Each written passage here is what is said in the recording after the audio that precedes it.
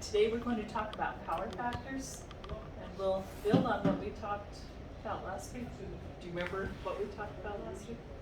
Or what I talked about last week? Remember polar coordinates? And we actually got into, used some trigonometry and got, anyway. Okay. So. Apparent power. What is that? Okay, it's the same as the regular power formula. Do you remember what the regular power formula is?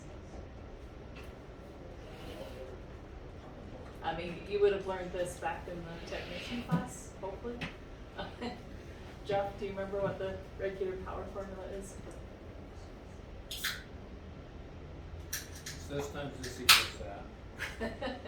It's 10 times the log. Yeah. Okay, this is it. It's power equals voltage times current. Okay, and if we break that down into its bits, what is voltage?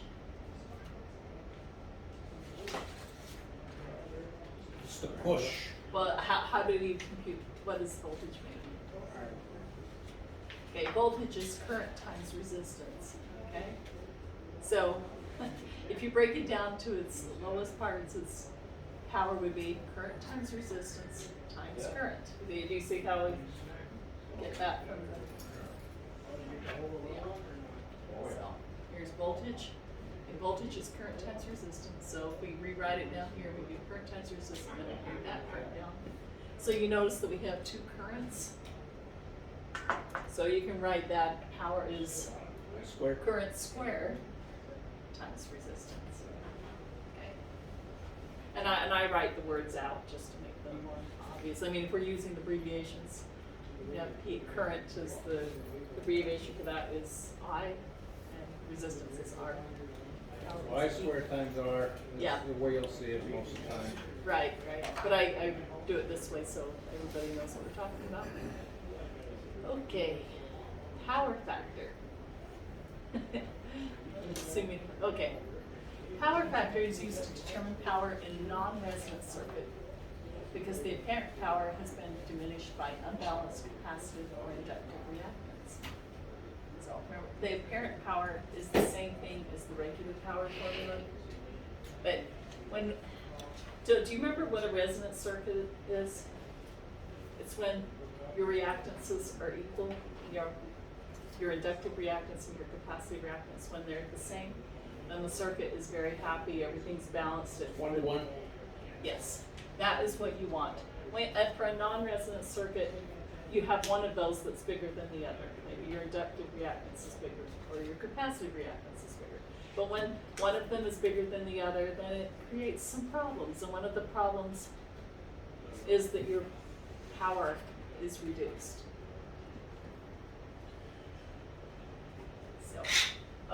So the power factor is the ratio of real power, and real power is the part, remember, the only part of power that uses resistance, that uses watts, that makes heat, is resistance. The reactance, like your inductive and capacitive reactance, that doesn't use power. That doesn't use watts or create heat. So the only part of the power factor, the only part of power that is going to create heat is the resistance. So we're taking that part, you're dividing that by the total impedance. And remember, the rest of the impedance is just the reactance, right? So impedance is the resistance and the reactance. So you're taking a ratio of the resistance over the total impedance, which is the resistance and reactance.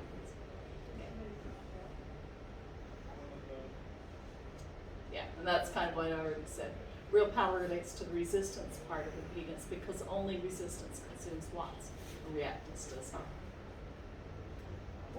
Does everybody follow that? Okay. So, again, power factor is the ratio of the resistance to the impedance. So it's the ratio divided by the total impedance. And in polar notation, This is called the cosine of the phase angle.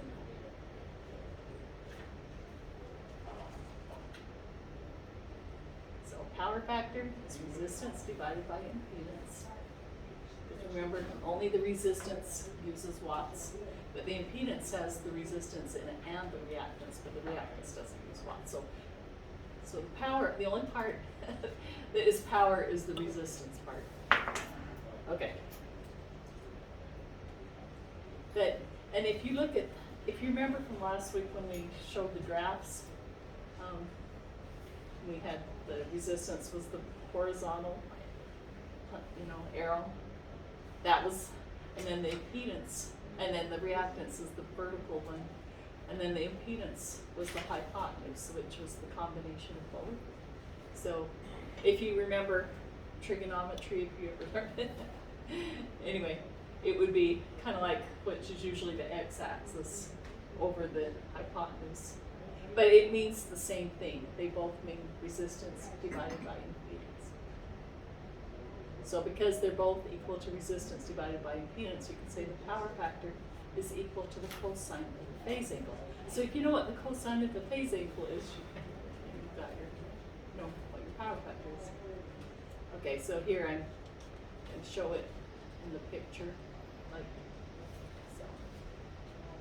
So just a review of trig, the cosine of theta. Theta is the name of this angle right here. It's the adjacent side. So this is the adjacent side to the angle. Because remember, this is the hypotenuse, so we're not talking about that one. I mean, at least right now. The adjacent side is this part over the hypotenuse. And this part, remember, is the resistance. This is the reactance here. Resistance. This is the reactance. And the impedance is this part right here. So it's this part right here over this part. Resistance over impedance. That is the power factor. And if you know what this angle is right here, you can use your calculator to figure out what the power factor is. Yeah, again, resistance over here. Okay, so that's it on power factors. Now we'll do the review questions. So what is the power factor of an RL circuit having a 30-degree phase angle between the voltage and the current? It's the cosine of 30 degrees. Yeah, you do the,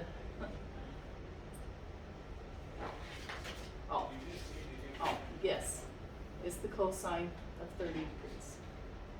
So you use the calculator, so you know what 30 is, so you use your calculator and do the second function and cosine to get this number. And if you remember your trigonometry, having a 30-degree angle, yeah, that would be the square root of 3, and then the hypotenuse is 2, but the square root of 3 divided by 2 is the 0.866. Okay, the next one. Okay, what is the power factor of an RL circuit having a 60-degree phase angle between the voltage and the current? Okay, so if you remember your trigonometry, the 60-degree angle, the x part would be 1/2 of the hypotenuse. So that would be C.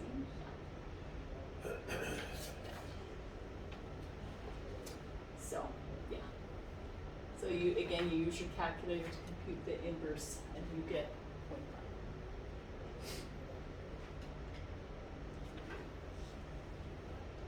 0.5. Okay, what is the power factor of an RL circuit having a 45-degree phase angle between the voltage and the current?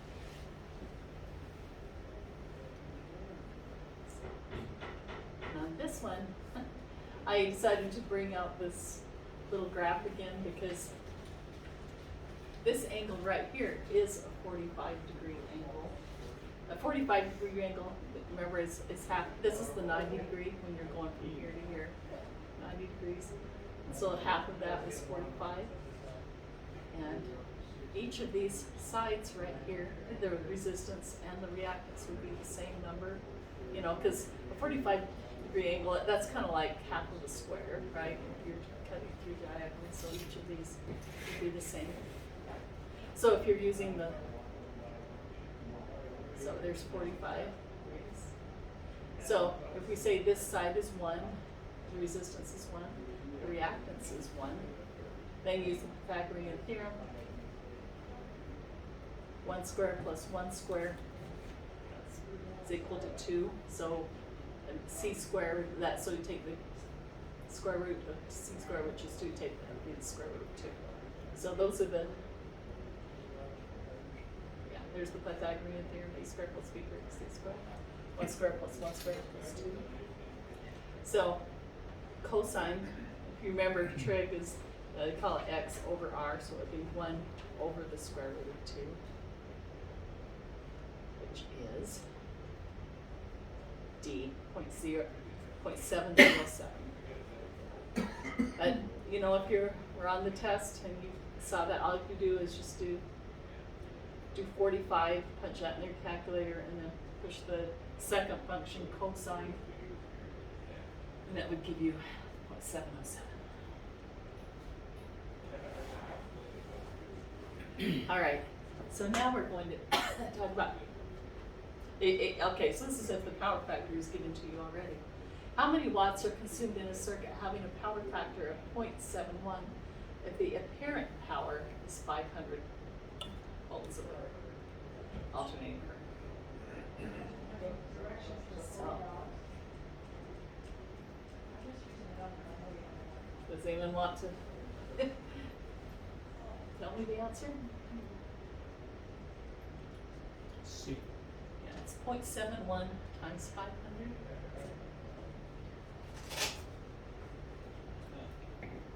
So that would be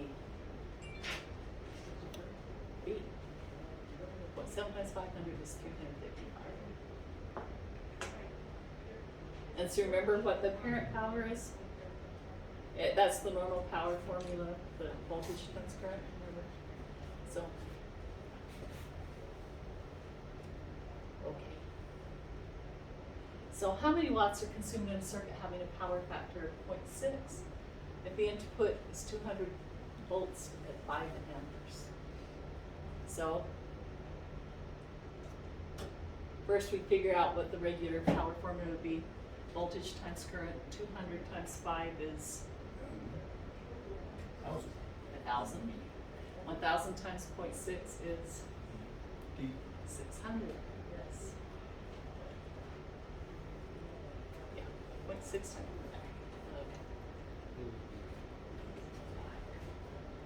Okay, how many watts are consumed in a circuit having a power factor of 0.2 if the input is 400 volts at 4 amperes? Okay, so that first we figure out what the normal power formula, which is apparent power. 100 times 4 is 400, right? 400 times 0.2? 80, yes. Yep. Okay, how many watts are consumed in a circuit consisting of a 100 ohm resistor in series with a 100 ohm inductive reactance drawing 1 ampere? Okay, so you remember the other version of the power formula? I mean, we're talking about the regular power formula, where it's the power equals current squared times resistance. Okay, so this is what we use. The current square, 1 times 1 is 1 times the resistance. Or no, excuse me, this is the resistance. 100 ohms. So 1 times 100 is 100. 100, yes.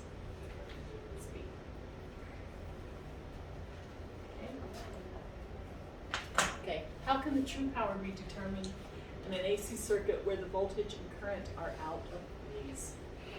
That means your reactances are not balanced, so your current and your voltage are out of phase.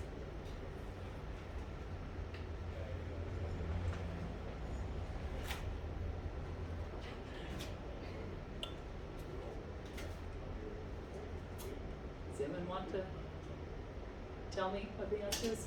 Figure it out.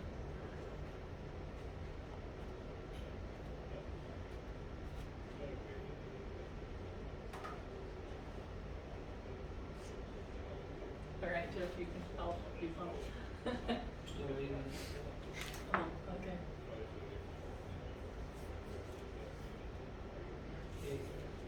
Yes. By multiplying the apparent power, that means the regular power formula, times the power factor.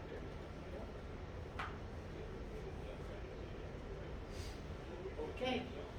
All right, that's it for tonight, folks. Those are the power worksheets. I mean, the power factors. Excuse me. Now she's got the. Yeah, I've got the, answer for it. well, and this, I put the answers on it, so, and it's just. That makes the homework easy. Right, but it, you know, and then I have little comments to help you, show you how to do it. So, so here, you can take one and pass it around. I think there's a song about this. Song about what? Pass it around. Oh, right.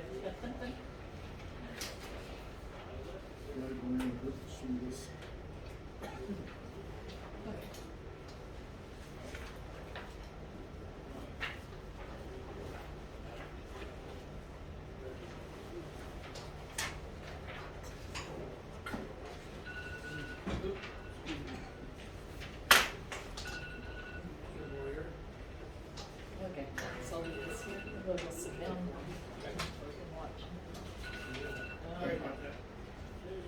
All right, well, welcome to week number 7. How's all the studying been going? Everybody's been using ham study and figuring things out? Kinda, occasionally, maybe, As time permits. as time permits, I understand So, that. are there leftovers? So I was just gonna pick up. Over here. Oh, Okay, so, I want to ask you to show me.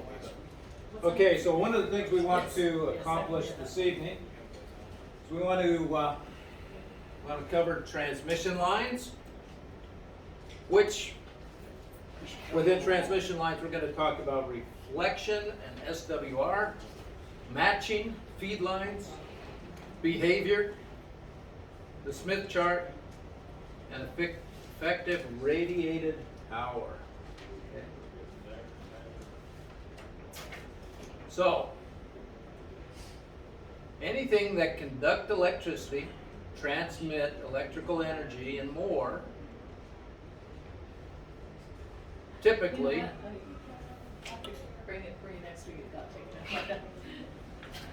typically transmission line characteristics are only considered if the voltage on any point of the line is different from that of any other point due to frequency. Okay? So by definition. Okay, characteristic impedance. It's inherent. Okay? It's not dependent upon frequency or length.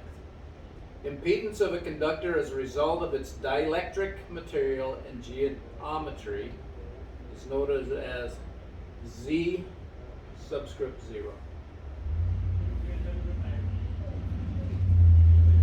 Okay, most ham radio coax is at a Z subscript 0 when it's at 50 ohms. So how many of you guys have heard, okay, you should have a 50 ohm matching? Okay. Okay, so that's what we're looking for, right? We're looking for that 50 ohms in order to have a result of the inherent impedance. Now, TV coax cable, now that's 75 ohms. So, well, wait a minute. I got a whole roll of that TV stuff sitting at the house. I should be able to just use that, right? On my radio. Save me some money. I won't have to go buy coax. I got a whole roll of it. What would happen if I do?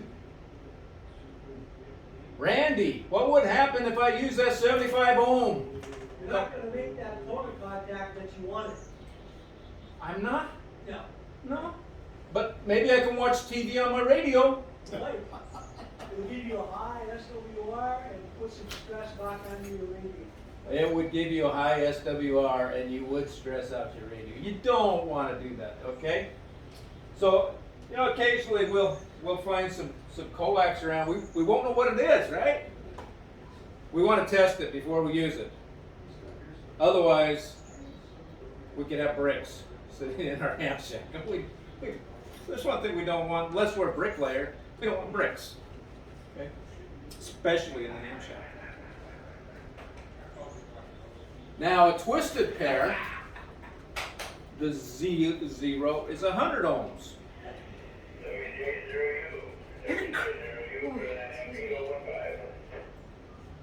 I just hooked up 2 radios. Hook up to the radios. Yeah. Yeah, what is that for? What's a twisted pair for? Yeah. No, it's not for radios. Telephone, internet, things like that. Yeah, telephone, internet. Now, twin lead is an untwisted pair. The Z0 is about 300 ohms. And parallel, otherwise known as window line, we'll talk about this in a little bit. Window line, it's got about 450 ohms. Okay? Now, is there anything to say that we talk about window line though? We talk about using window line, don't we, in antennas? Yeah. But wait a minute. It's got 450 ohms. That's not 50. What's the deal? Anybody got any idea?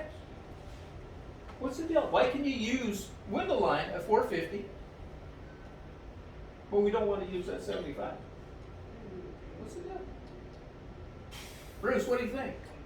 9 to 1 converter. Aha! Yes, yes. You need to have a transformer, don't you? So you've heard of the 9 to 1 unknown? You take that 450 and divide it by 9, what do you get? 50. 50! Aha! Okay. So, you can use it, but you have to have a transformer. Okay? You need to get it down to that 50, because that's what our radios like. They like 50. They just love 50. They don't love these other things so much. Okay? So I can't take ladder line, right? I got some ladder line. I got a lot of it, right? Got a lot of ladder line, so I'm just going to use it, and I'm going to run it directly to my radio. Good idea or bad idea?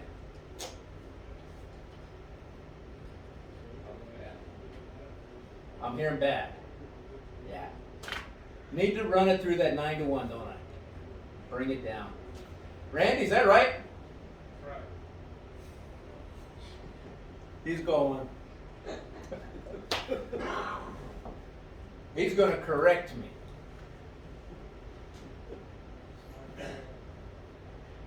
Okay, now you gotta ask me the question again, since I heard only part of it. Okay, so I've got all kinds of ladder line. Yes. It's got 450 ohms on ladder line. Yep. I'm just going to run that directly to my 991 alpha. Back going through anything else. Just straight in there. Good idea, bad idea? Reference my earlier statement about stressing your radio and high SWR. Bingo. Bingo, right? You don't want to give your radio too much to eat. Because if you give your radio too much to eat, it's going to go. I'm dead. Okay? You don't want to do that. It's going to blow your radio up. You want to run it through a transformer. So you can use this other kind of feed line in your radios, and it works, and it will work, and will work very well. But you've got to be able to transform that 450 ohms down to 50. Okay? So that's why we go through transformers. We hear of, the 9 to 1s, right? We hear of a 1-to-1, which is a little bit different. Okay, it's a choke. We hear of a 49-to-1, a 4-to-1. Okay, so if you think of a 4-to-1, what do we have up here that has 100 ohms?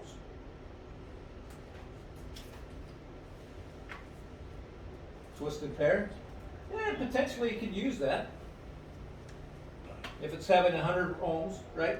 And you try and you transform it down to 50, could be used. But you want to be able to get 50 ohms going to your radio. The advantage of the ladder line versus just using the coax line. There is very little loss. Coaxial cable is very lossy, and the ladder line is not. If they're two Yep. separated by that much difference. So it's much better. Yeah, so when you think of your coax, right, you've got your center conductor coming through there, Yep. and then you've got your shield on the outside of it. That's where you end up with your loss, okay, as it's going through that. But if you've got two that's driving, they're separated. I mean, your coax is separated by your dielectric, right? But you still end up with that loss. So ladder line, you'll have a lot less loss. You could get a better signal off of it. So, what kind of antenna are you restricted? Can you use it on any antenna, or you, Any antenna. as long as you've got? As long as you match it, have the right transformer. Here's the thing. Yep. Current's going one direction and the Right. center line, it's going down there, so they fight each other. Yep. And the ladder line, they're so far out, the fields don't really fight each other. They don't fight each other. That's a good example, Bruce. Thank you. So, yeah. So you could use ladder line. Why don't we use it a lot of times? It's inconvenient. It's inconvenient. You got to get it up there. You got to take more short. This one's going this way. This one's going this way. And You can't run it alongside a tower, you have to have so much space from a tower or it interacts. You can't keep it on the leg of the tower. Oh. You have to The have. fields around them are shielded like they're on the coax, so they can interact with things like the tower. And think about how you attach it to your radio. Yeah. I was just wondering what you gotta get an adapter. Yeah, that's the transformer. Usually it's a transformer. comes into a transformer, and then it has usually a 251 or a BNC connector coming out of there that you can go into your radio. And they do make tuners that you can actually go right back to a tuner with two legs to anchor ladder line. But you gotta get it from outside and inside. Coax goes nice through a little hole in the wall, ladder line not so much. So yeah, So if it's not too much of an inconvenience, you're better off with the ladder line. Efficiency wise, yeah. for efficiency, yeah, yep. But convenience, and it depends how long your run is, how much loss you're going to have on that coax. And if you increase the size of your coax, you have less loss. So, yeah, there's a lot of different things that come into play with how we feed our antennas with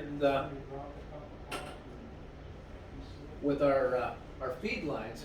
And it all comes down to, what is that impedance that we want to be going into our radio? 50, okay? All right, reflection. This took me about 20 years to figure out how to draw this thing so it moves. It's magic. I have no idea how it happens. It's just magic. So reflection is a result of an imperfect match between the generator, the transmission, and the transmitter and the transmission line and its load. Okay. So if we think about this, our transmitter. What's our transmitter? In my case, it would be a 991 alpha that I was talking about. Or it could be a G90. Or it could be an ICOM 707. 7,300. 73. Yeah. I'm not an icon guy. Cadillac on the radio. Yeah, Jesus, I know. ICOM's not so much. All right, so that would be my generator. What's the load? What load am I gonna put on what's generator? Kyle, what do you think? I wasn't listening. Man, what kind of a student are you, bro? Okay, so I've got my transmitter and I've got my transmission line, right? And I got a load. That load is Antenna. my antenna. Yes. Okay. So the reflection coefficient is the ratio of the complex reflected to the forward voltage. Okay. So the reflection coefficient, which is this, is the ratio of the reflected voltage to the forward voltage. So what do you think we mean when we talk about reflected voltage? SWR. Okay, SWR, that's Yeah, so it sounds like it. absolutely, absolutely, yeah. Because you've got voltage going out, right? You've got voltage coming back. What's an ideal state between that voltage going out and that voltage coming back? None coming back. 1 to 1, right? They're equal. In phase too. And they're in phase, yes. Good, good, good. So, a reflection coefficient would be the forward voltage versus what's coming back. Okay, now perfect reflections. Me in a mirror. Yeah! He's listening. See, he's listening. She is listening. And for all of you guys out in YouTube land that didn't catch that, the perfect reflection is Kyle in a mirror. We haven't put him on camera because he'll break the camera.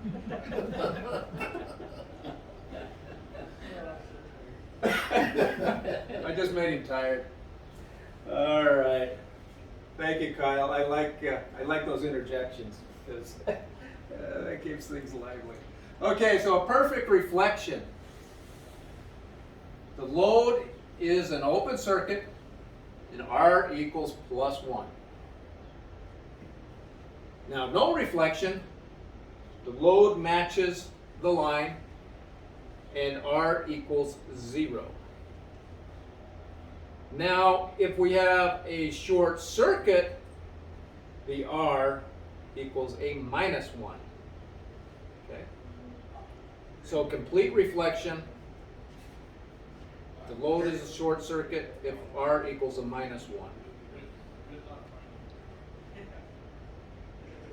Okay? So we got an open circuit, we got a no reflection where the R is 0, and we have a short circuit where R is a -1. Now, when we're using a meter,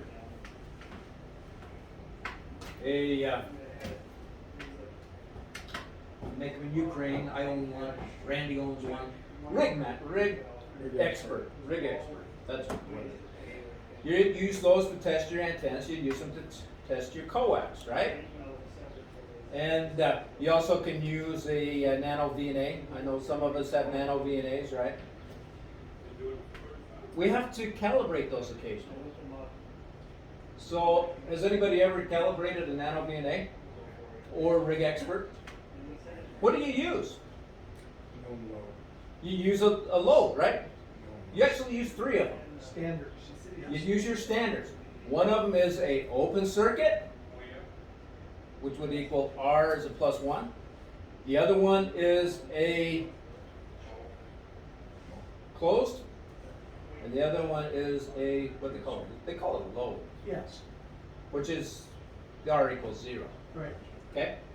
And you use those 3, then you can calibrate that piece of equipment so that when you're testing your coax and your antennas, you're getting the right information. What would happen if it's not calibrated properly? Long answers. You're going to get the wrong answers, right? So if all of a sudden it comes back and it tells, oh, you got a 1-to-1 match, and I fry my radio. It's not a good thing, right? I want to make sure that that's calibrated, okay? So just something to keep in the back of your mind. You want to make sure that your testing equipment is properly calibrated, okay? And some of that you don't have to calibrate very often. You know, the rig experts, they're very well made. The calibrations aren't that dependent. But the nano VNAs, I question those just a little bit, and I want to calibrate that more frequently. And they're not hard to calibrate, okay? You just have to get out the manual and go, there it is, and then just follow it. You put one load on, you hit the calibrate button, you take that one off, you put the next standard on, you calibrate it there. So you go through it 3 times, and it calibrates it up. Yeah, the analyzer tells you when to change it. It tells you what to do. It does. It tells you exactly what to do. It says, put the open circuit on, put the closed circuit on, put the load on, and it tells you what you need to do in order to properly calibrate that. So you want to make sure that your equipment is properly calibrated. Any questions? All right. I've either dulled you all to sleep. What? That's what I figured, Kyle. That's what I figured. Okay, so SWR. We hear this all the time. Okay, how many guys have a radio that has a little meter on it? And you can, and one of those little meters says SWR. Yeah, we have those. It's an important thing. And it's an important thing that you watch that as you are receiving. Transmit. Oh, transmitting. Yes. Yes. That was a test, right? That was a test. That was a test. So, your receiving, that's not going to have anything to do with your SWR, is it? You can receive if your SWR is at a 10-to-1. Okay, you can still hear. Maybe. But if I have an SWR of 10-to-1 and I key up that radio, that means that my voltage going out, coming back, they're not in match, right? And if they're not in match, is that a good thing? No. If you like bricks. If you like bricks, yes, if you like bricks, they're a good thing. I don't like bricks. Bricks are hard. My head is, we're not going there. Hard as bricks, my wife would say, I'm sure. You notice how she's not saying anything? That's pretty good. Let you do the damage. She knows I will. She'll know I do my own damage. So anyway, SWR is a very important key thing that we need to focus on. And really it indicates how well matched your transmission line is to your antenna. With one, Kyle's in the back making my wife laugh. You would probably like it. I probably would. Okay, so your transmission line to your antenna. The SWR is telling you how well they are matched, with 1-to-1 being the perfect match. So that's really what you're shooting for, is 1-to-1. Now, the SWR is also indicates how efficient your system is. So if you have a 1-to-1, you've got a very efficient system. Okay? If you have a 10-to-1, not so much. Okay? Not so much. Okay? And it is a function of the reflection coefficient. Now, that reflection coefficient, if we come back here, the reflection coefficient is what? Voltage out, as a ratio of voltage out, for voltage coming back divided by voltage going out, okay? Return voltage over forward voltage. So that is our reflection coefficient. So we drive back up here. So how efficient our system is a function of that reflection coefficient. And what we end up with is SWR is power. What's L? Yep. Impedance. Over Z0, right? And Z0, it depends on what kind of line we got. And then we really go into a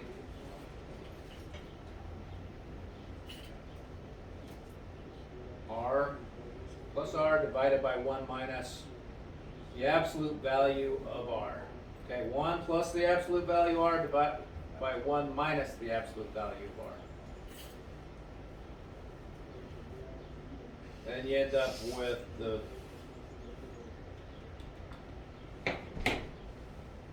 forward, this is reflective power, and forward power is the same, is equal to the VSWR minus 1 or the VSWR plus 1 squared. So it identifies how much power is reflected, not lost. Okay? So you get reflected power. Some of that reflected power is going to get lost. It's going to go out into space, right? It's going to be lost. So how much of that is actually coming back to your radio? And that's one of the things that determines how efficient your system is. Because if you're losing a lot of power, is your system going to be very efficient? No, it won't. So you don't want to lose that power.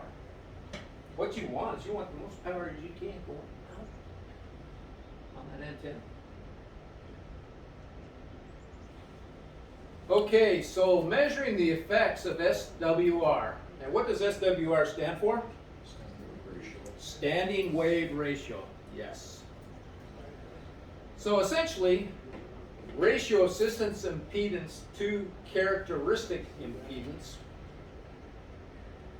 It can cause a bridge circuit to measure. You can use a bridge circuit to measure impedance. So if we have 100 watts forward and 25 watts reflected power. So we have 75 watts is being absorbed by the load. What's that? So when we talk about that, that's 75 watts. So we got 100 watts of forward power. We're sending out 100 watts. We only have 25 watts coming back at us, right? So we got 75 that's going out to the guy that's over in Ukraine. Okay, he made the rig master, so we might as well send him power. Okay, but wherever that antenna is sending a signal, right? That's going to the antenna. That's 75 watts. So as our RF current increases towards resonance, there's more power going into the antenna.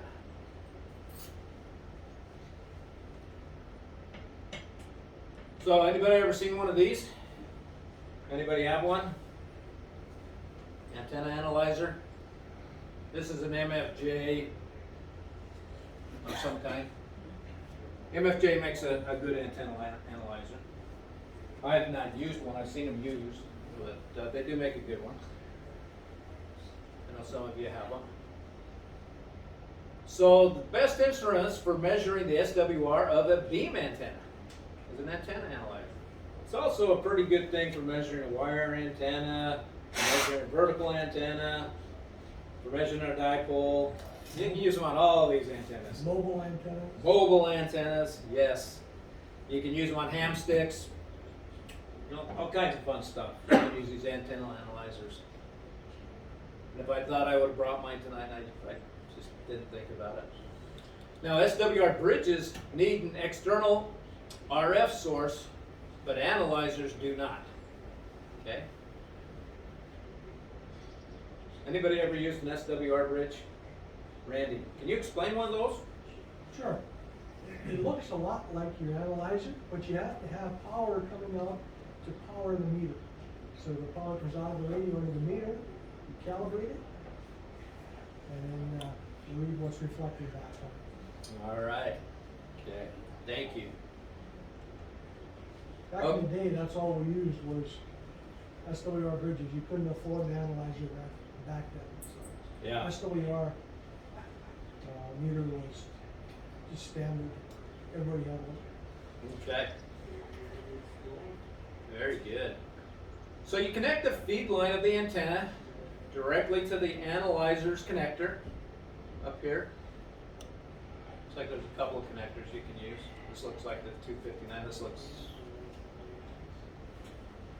not sure if that's a BNC something, but you connect your feed line right here. And so does that mean it's, if you got your feed line, are you taking it from your radio to this thing? No. What would that tell you? It would tell you how your antenna's doing, would it?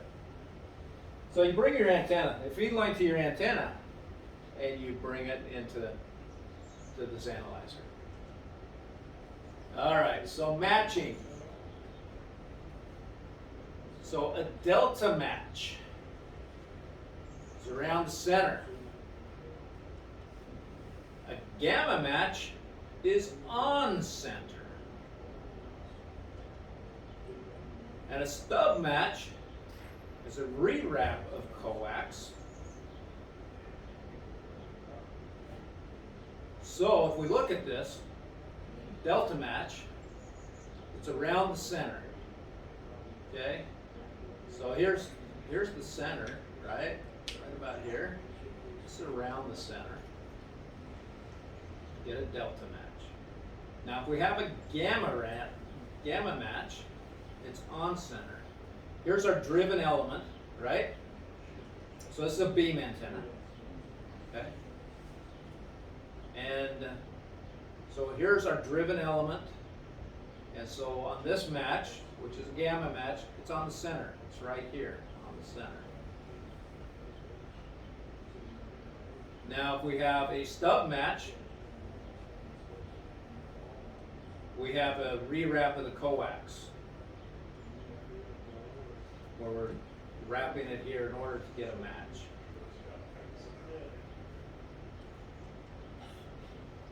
Now a hairpin match. So the hairpin is an inductor. So a Yagi must be tuned capacitive. So the lump constant network for a hairpin matching system is a shunt L network.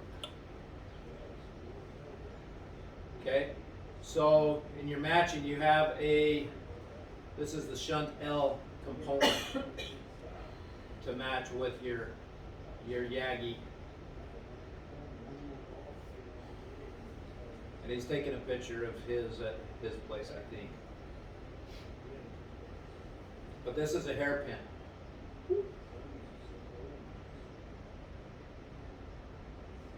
So on the test, let me give you a hint. Okay? If you're using a hairpin, the Yagi must be tuned capacitive, right? Now, put in a hairpin in my hair, and I put a cap on my head. So I'm using a hairpin, and it's capacitive. Okay? Just a hint. If you see that together, a hairpin, think of capacitor. Okay? Think of a cap.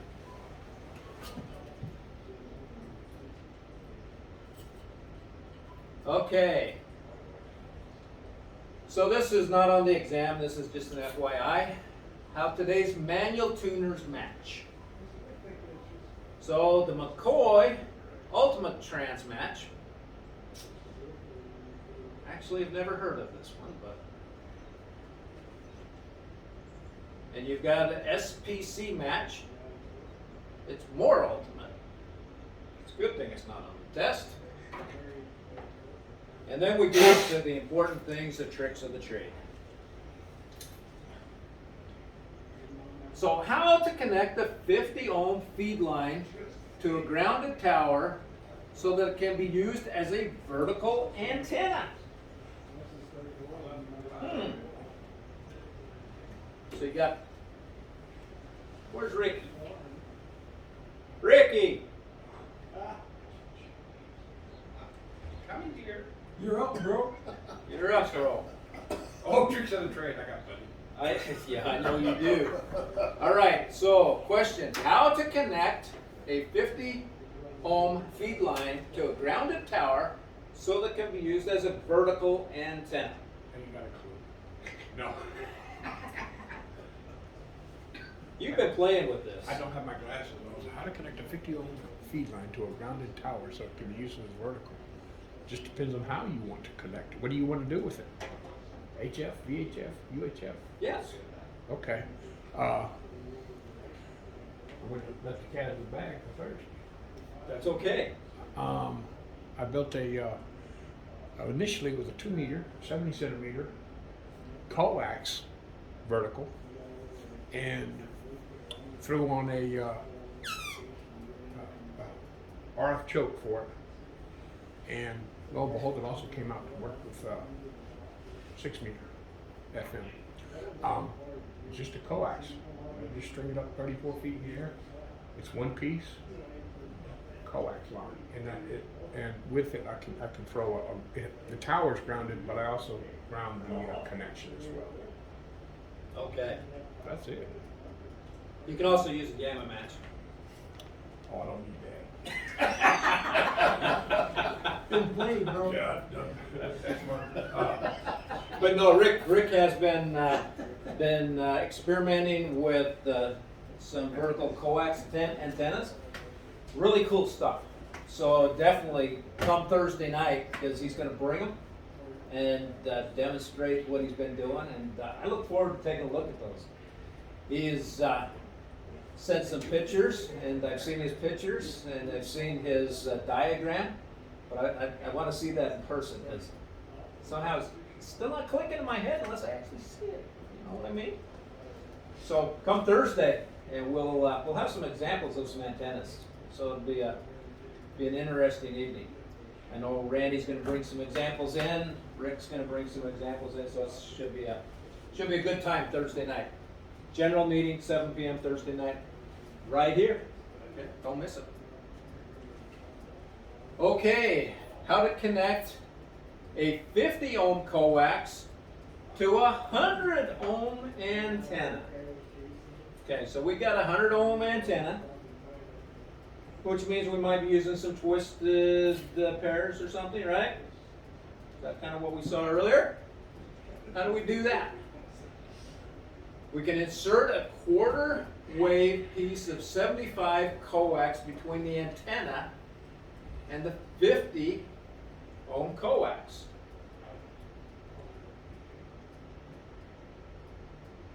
So, some tricks of the trade. But you had to throw out all of 175. We'll buy some more.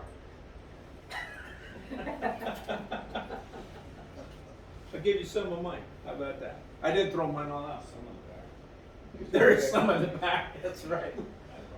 Air resistance. Yes. I remember when Brent brought that in. And what was your question, Brent? Yep. Well, I wanted some connectors to it. I was going to use it as just a feed line, that's all. I need some for my radio. didn't, I was clueless at the time, and brought it in, and you guys looked at it. Like I brought the plug in on it, you looked at it.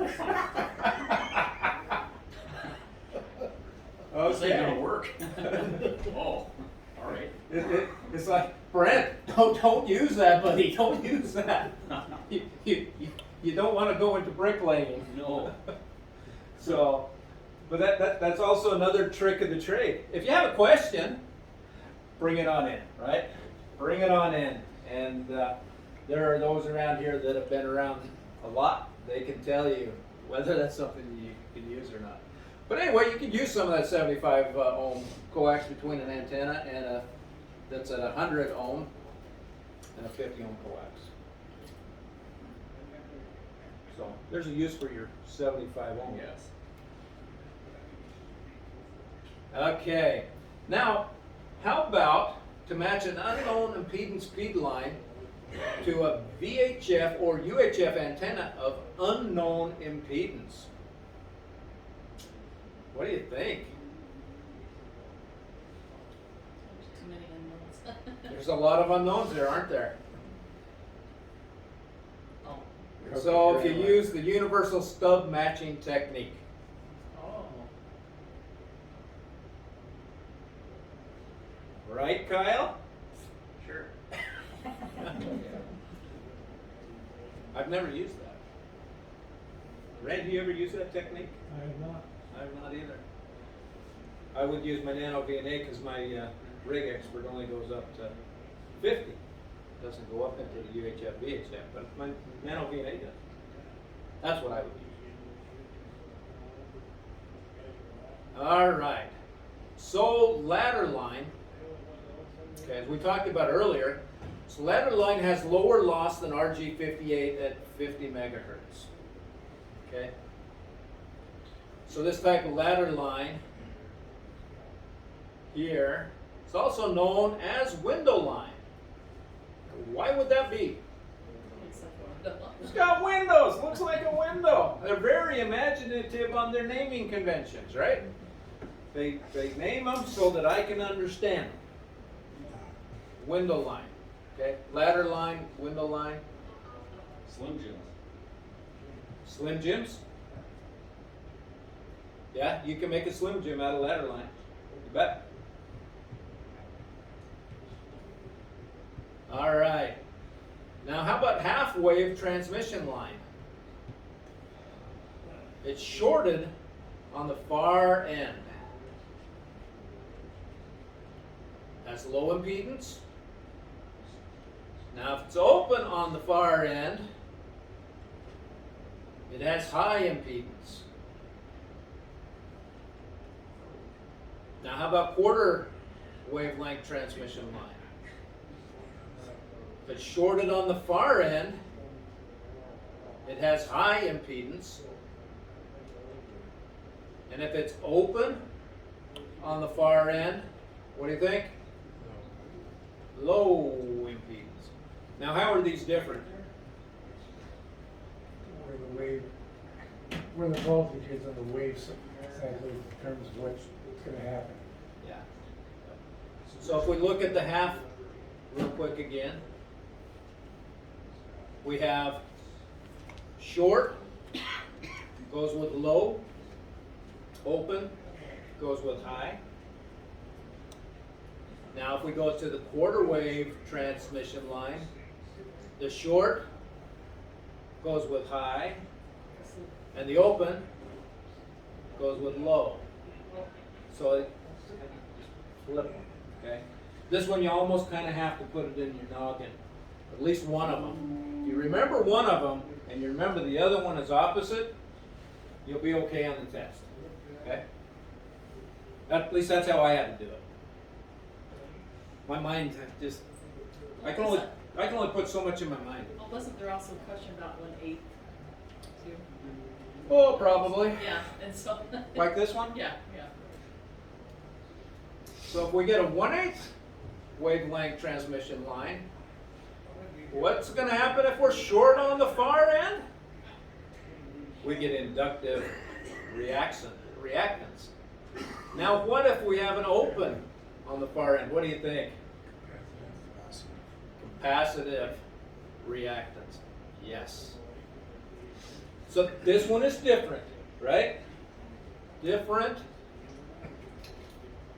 because these are talking about impedance. Okay? Quarter wave transmission line and a half wave. They deal with high and low impedance. Where the eighth wave It's reactance. is talking about inductive reactance and capacitive reactance. Okay? And that's mostly just because you have such a short piece of wire, it's just the characteristics of the wire with the loads and or Yeah. it gives you resistance. Yep. All right, the velocity factor. This is the one I saw an example of the velocity factor this morning as I was driving to work into the cities. You know those great big signs that come flashing up, crash ahead, and sometimes they put on quirky slogans and stuff. The one this morning was, what was it? Now my mind's gone completely blank.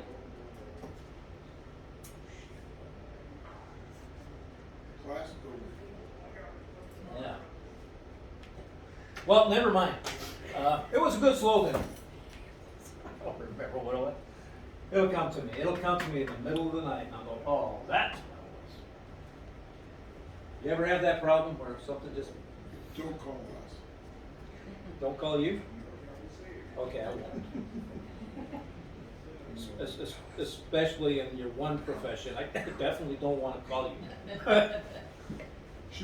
But you'd be very surprised if I was dead and I did call you. All right. So the velocity factor is the ratio of wave transmission speed to light speed. Now we're getting fast. We're getting faster. The punchline of the sign this morning was obey the speed limit. I remember that part.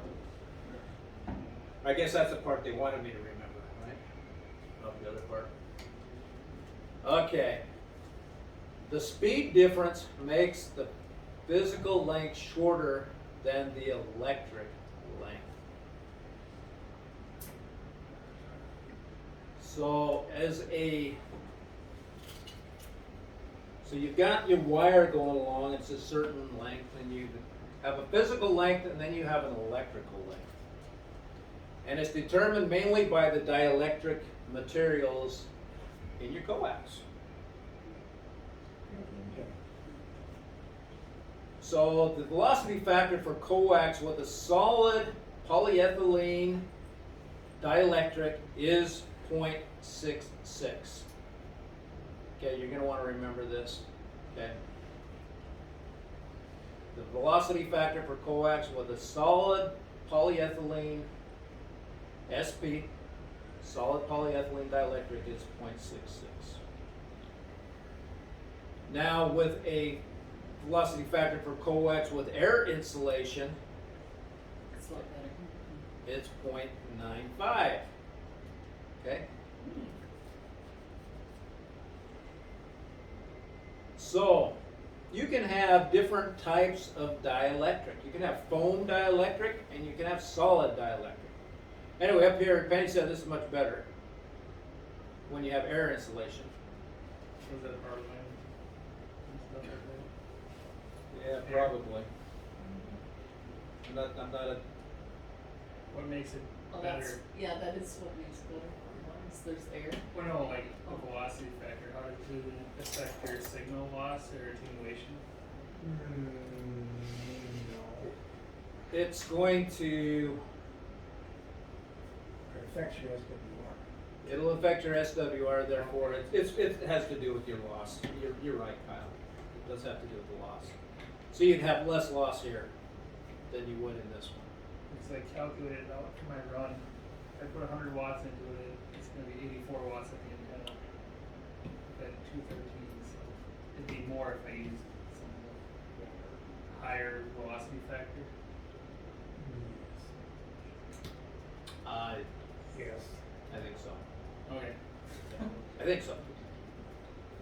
Okay, so foam versus solid dielectric. You have lower voltage handling capability. You have reduced loss. And you have a higher velocity factor. So this one you're going to have a higher velocity factor, right?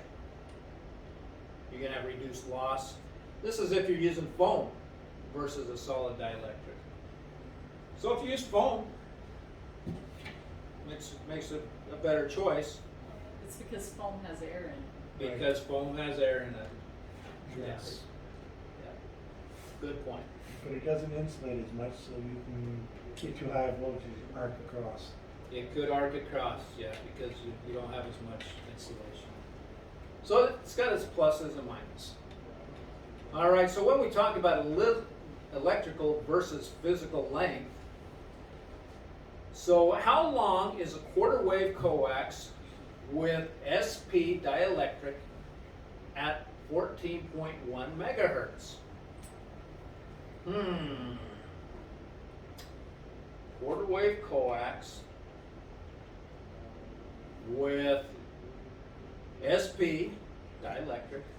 0.66. So remember that 0.66, right?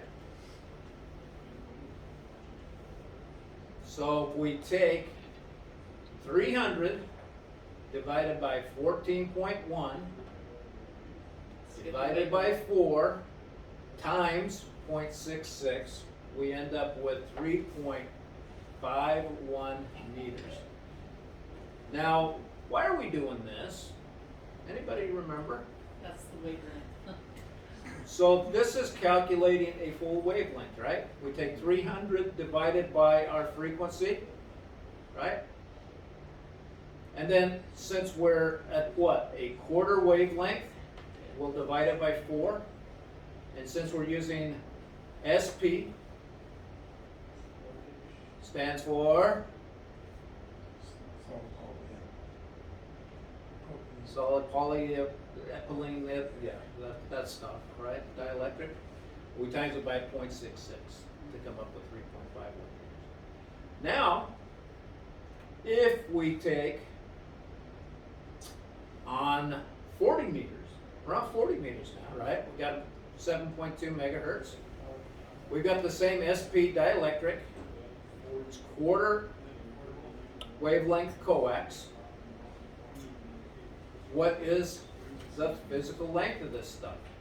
So we're going to take 300, right, divided by 7.2, divided by 4, times 0.66. It's going to be 6.875 meters. Does that make sense? Yes. Well, we've done from a quarter wave coax.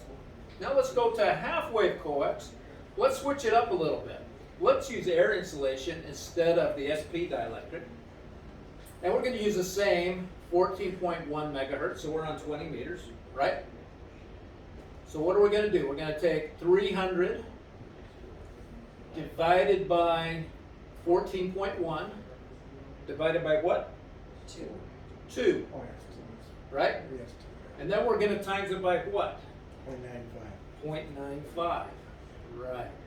So 300 divided by 14.1 divided by 2 times 0.95 equals 10.1 meters. Did you get the 2 and the 4 again? Well, the 2's for the half wave. Yeah, Oh, the quarter wave yep, and the half tube wave. is for your half wave and the Oh, yeah, 4 is okay. for your quarter wave. Yep. So I can take half wave coax, half wavelength coax, ends up with a 10.1 meter in physical length. All right.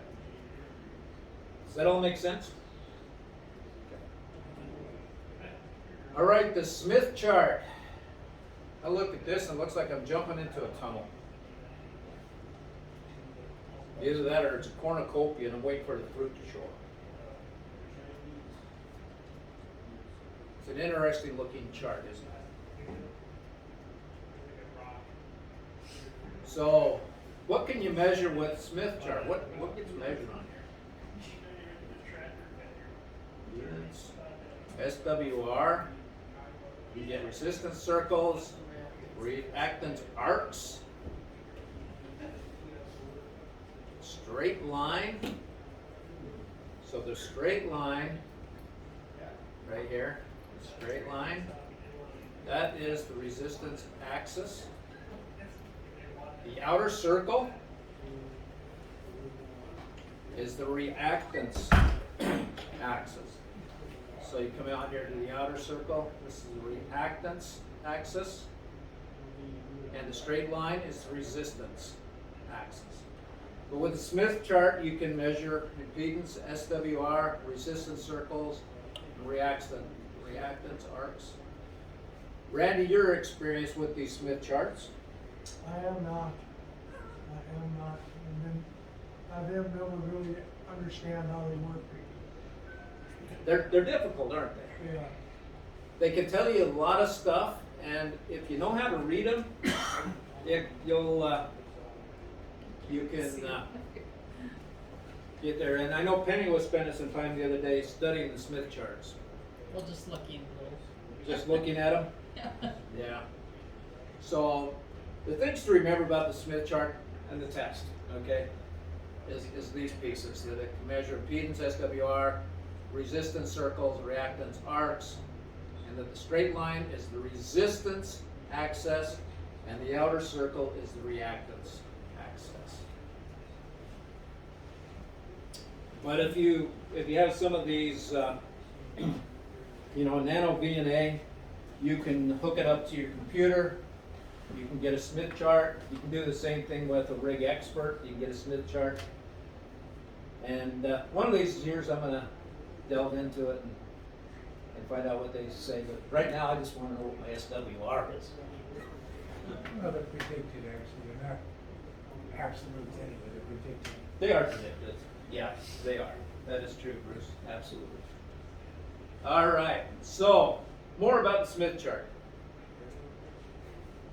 So, normalization. Okay, it can be normalized. The wavelength scaled by fractions of transmission line electrical wavelengths. So it takes, and it's coming up with, you got 0 here, you got 0.2, 0.2. It normalizes it so that when you see the information on here on your antenna, you can see what it's trying to tell you. So you can have SWR circles that can be added. And so there's a few things that you can do with those Smith charts. We're going to go on now to a little bit more about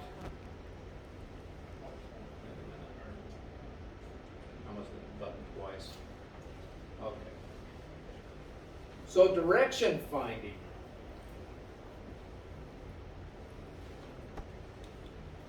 So one of the things that we can do within ham radio is we can find a direction of a signal. Where's it coming from? We can triangulate from several different receiving locations. We can use an RF attenuator to distinguish peaks and nulls. And if we get a cardioid pattern antennas, they're good because of the very sharp null in one direction. Now, remember what we talked about last week, right? So this is Smith chart, right? This is showing our antenna on that Smith chart. What's this right here? That's a null, right? It's kind of a what they would consider a sharper null, okay? And it's in one direction. That null is not, a couple of them we saw last week, right? We had a null here, we had a null here, we had a null here, null here. That wouldn't be very good finding a direction if you're using the null to help find that direction. But if you have it in one direction, these can be good types of patterns to find that direction. So, just the thing to remember is you can triangulate from several different receiving locations. So, ever heard of fox hunting? So, you end up with a signal that's being out there transmitted. A lot of times, it'll be a contest to go out and find whatever's transmitting it. I watched a YouTube on that not too long ago, maybe a month or two ago, that was put out by KB8 VBR out of Wisconsin. He puts out some pretty good videos, and if you ever get a chance, he does a lot of good ones on POTA. POTA seems to be his thing. But he's also done some on what his radio club is doing. One of the activities the radio club was doing is they were going out and doing some practicing fox hunting. And so they had a beacon that was being transmitted. They had hidden it somewhere, and it was the goal of the club members to go out and find it. And he had a Yagi antenna. Yeah, I think he may even had one of those tape measure antennas that he was using to go, and he would find where that signal was coming in the strongest. So he'd find it from this location, then he'd drive to a different location, and he would find where it's coming in, and he'd plot that on a map. And eventually, after 3 or 4 locations, he got where they intersected. And so he went there, and he was able to find the transmitter. Now, why would we ever want to do something like that? Interference. Interference. What kind? What kind?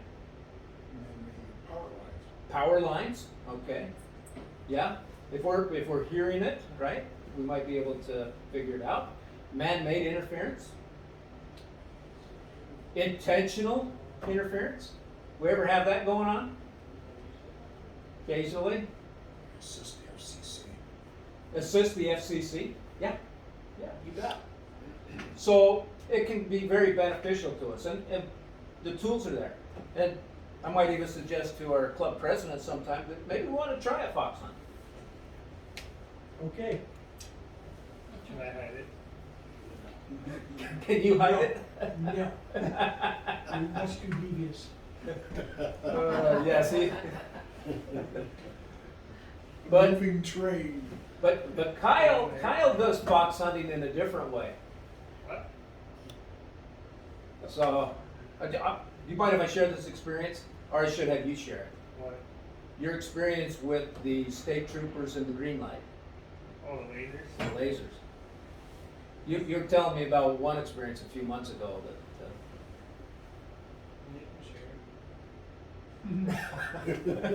He's tired.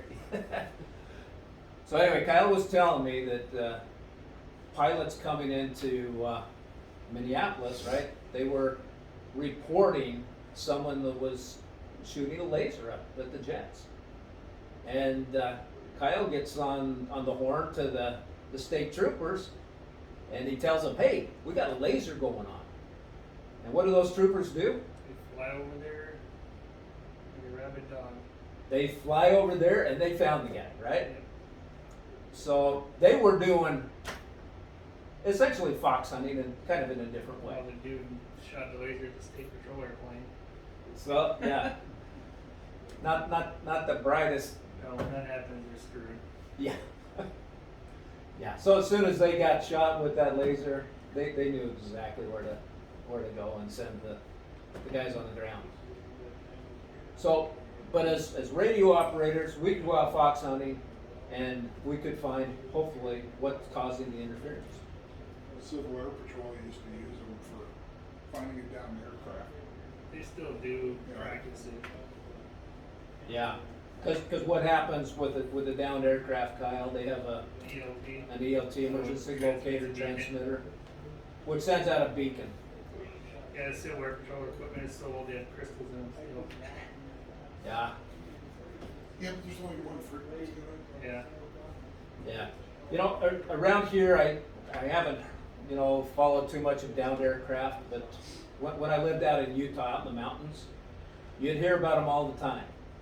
Small plane pilots getting up in the mountains above what their proficiency was, and they end up going down. And boy, they were hoping that ELT would be going off so that people could find them, because You get up in those canyons and those mountains, it'd be very tough to find that airplane if you don't have an ELT and a way to triangulate in on its location. So it's the same, very same principle that we can use to find interference. All right, any questions on that? All right. Okay, loop antennas for direction finding. So loop antennas are big loops of open coil. Okay? Big loop. Here's another loop. But they are bidirectional. They're not omnidirectional, they're bidirectional. You can improve its receive capability by increasing the loop turns or the loop area. Wait, but were there 2 loops? Yes, there are 2 loops. A little one. What's the little loop do? Both sides of the, like a gate. Makes the big one feel better.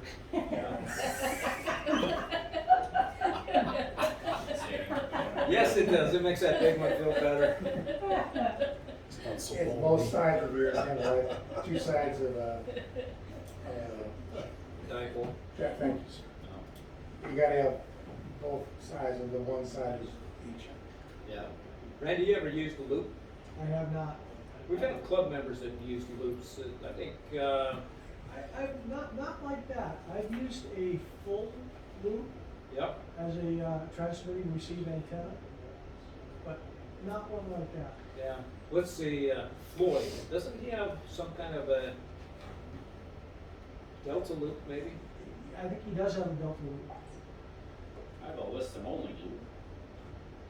Yeah, you can, they're really good There's for no little listening, loop in it. It's just, but Yeah. transmitting, you really have trouble tuning to the exact frequency you want.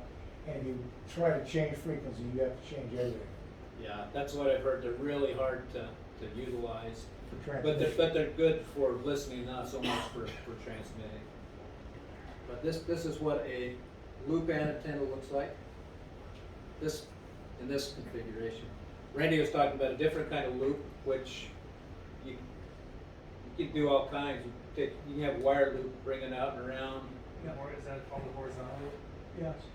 And usually it's a full wave, so Yeah, it's large. that's long. As long as you bring all the sites together. So they have delta loops, and Rick heard delta, so he's thinking delta force. I don't like loops. And Rick doesn't. Rick, tell us why. One's gonna be for sale at the Tailgate Hamfest. It's in great shape. They're very narrow.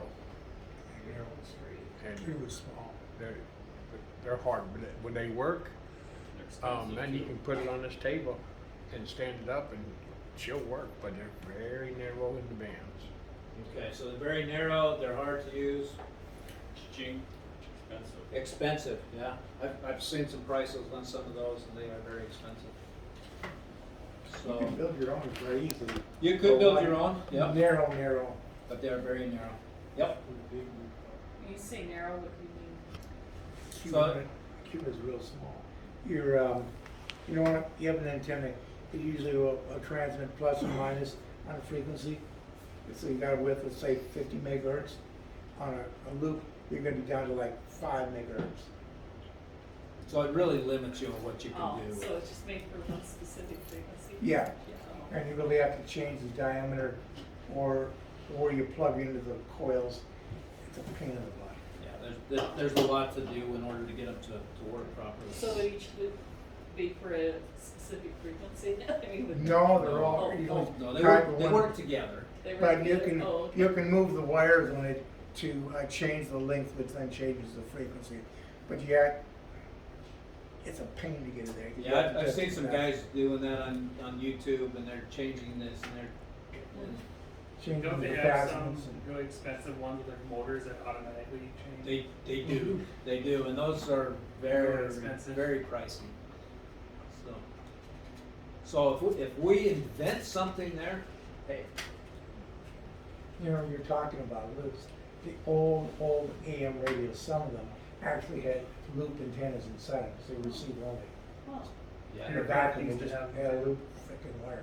Yep, what was that, Kyle? Aircraft used to have loops on top of them. It was for navigation. Oh, yeah.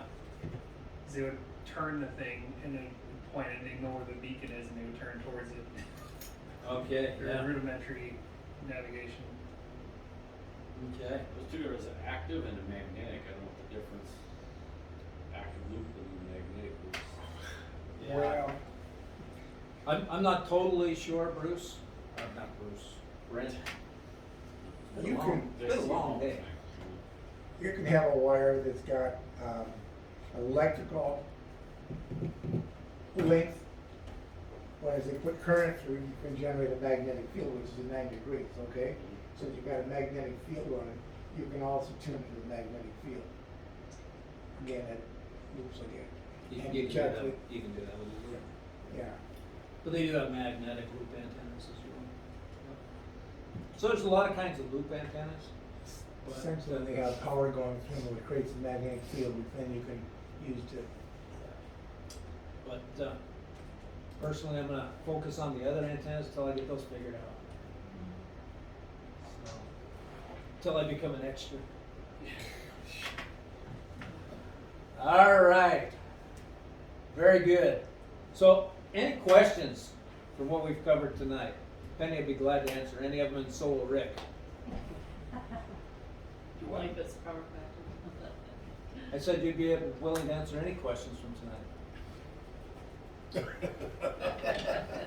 You got your donuts, what else you expect? Oh, I forgot. All right. Well, thank you. We'll meet again next week on Monday evening, but we got a couple of things coming up this week.